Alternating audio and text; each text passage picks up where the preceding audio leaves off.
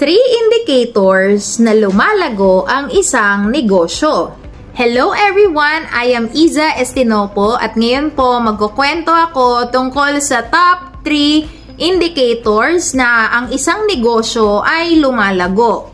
Take note po, itong mga indicators na ito ay malalaman mo kung ikaw ay may proper bookkeeping sa business mo. Indicator number 1, tumataas ang iyong sales at ang iyong net profit. Paano mo malalaman ito?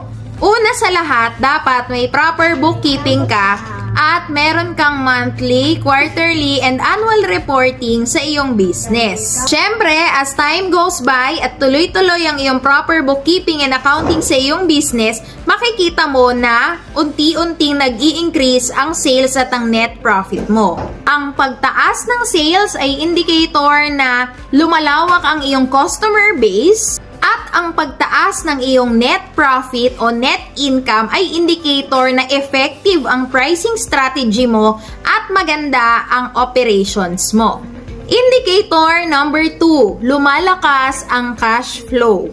Paano mo malalaman ito? Siyempre, kung ikaw ay may proper bookkeeping at accounting, meron kang cash flow statement at makikita mo sa iyong cash flow statement yung estado ng paglabas at pagpasok ng pera mo. Maganda ang senyales kapag ang perang pumapasok ay mas marami kaysa sa perang lumalabas. Isa sa mga posible na red flag pagdating sa cash flow ay kapag mataas ang sales mo pero mababa ang pera na pumapasok, ibig sabihin may problema ka sa collection at mahihirapan ka sa mga gastusin ng iyong business. Indicator na lumalaki ang business, number 3, lumalaki ang assets at lumiliit ang liabilities. So, paano mo yan malalaman? Kung titignan mo ang iyong balance sheet, makikita mo doon yung iyong assets ay tumataas sa pagtagal ng panahon at yung mga liabilities mo ay nababawasan o unti-unting nababayaran.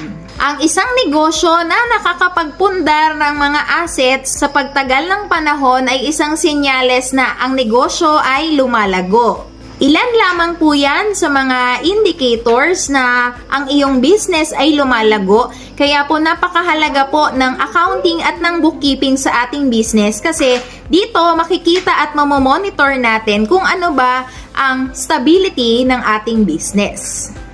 So, yun lamang po. Maraming salamat po. I am Iza Estinopo. I-follow nyo lang po ang aking social media accounts. At maraming salamat po sa inyong panonood. God bless us all.